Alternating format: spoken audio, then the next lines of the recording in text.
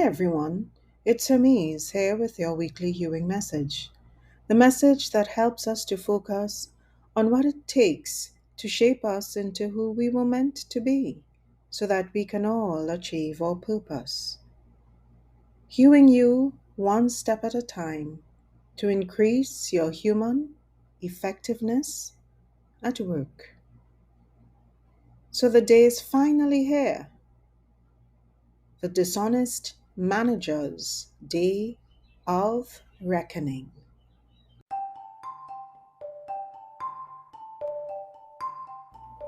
Psalm 37 begins, "Do not fret because of the wicked, do not be envious of wrongdoers, for they will soon fade like the grass and wither like the green herb."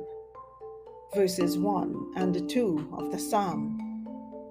These are reassuring words for those who witness dishonesty and cunning, being rewarded seemingly with greater opportunity at school, at work, and even at home.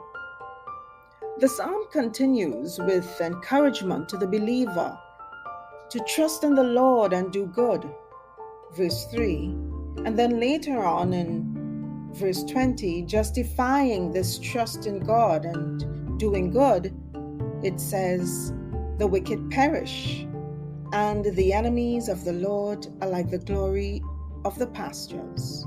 They vanish." While Psalm 37 is not listed among the readings for the 15th Sunday after Pentecost, which this Sunday is, its message can be linked to the Gospel for this Sunday, Luke 16, verses 1 to 13, the parable of the dishonest manager. This is a thorny message. The message of the dishonest manager is a thorny message to work through. For in verse 9, Jesus says to his disciples, "And I tell you, make friends for yourselves by means of dishonest wealth, so that when it is gone, they may welcome you into the eternal homes." What do we make of this seeming approval of the dishonest manager's behavior? Well, maybe we should ask ourselves, is it approval of the dishonest manager's behavior? Let's consider for a moment. A parable is a story used to teach a spiritual or moral truth. Let's consider the rich man in the parable to be God, to whom all are accountable. Let's consider the manager to be any one of us whose responsibility it is to look after God's estate, which is our planet, Earth, and everything that is on it. So here in the parable is a rich man who left his manager in charge of his estate. The manager, abusing his authority and dominion, takes advantage of those subordinate to him to make the most for himself. In due time, the rich man learns of the manager's dishonesty, calls him to account, and announces that he will be dismissed. The manager quakes at this point, for he must now find a way to survive after he's been dismissed. So what does he do? Well, he calls those who are indebted to the rich man and reduces their bills. In what was a clever turn of events, hence Jesus' words in verse 9, the dishonest manager reduces the debts owed to the rich man and earns favor among the rich man's debtors, who now have lower bills to pay. Caught in a bind, the manager sought simply and possibly to recover only what the rich man was actually owed, as opposed to padding the bills for his own selfish gain. The manager, who would have, I'm sure, had a reputation for dishonesty and greed, sought reconciliation with the debtors of the rich man after he had been called to account to his employer. On this note, Jesus warns his disciples in verse 10, "Whoever is faithful in a very little is faithful also in much, and whoever is dishonest in a very little is dishonest also in much."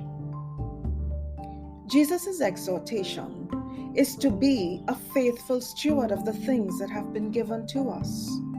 For those who acquire their wealth and position using less than honest means, those who live oblivious to what is right and moral, they will pay dearly. So, whatever your status in life, at school, at home, at work, in the society, you are to be faithful, honest, and true. Perform your duties for the honor and glory of God. There will be the dishonest among us. However, as Psalm 37 points out, the wicked perish and vanish. They, like the manager, will be held to account and will be dismissed for their misdeeds.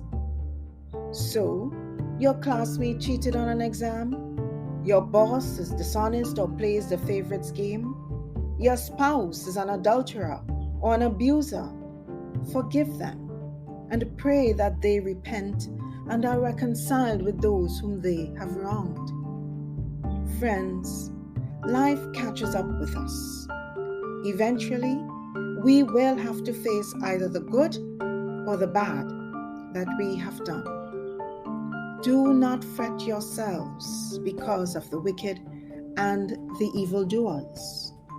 Do not allow their sin, remember now, we all sin, to distract you from your purpose, which, as we discussed last week in my piece entitled "Without Me, You Are Nothing," is to walk in step with God's will for us. And what is God's will for us? To love God and to love our neighbors, even those who have done us wrong.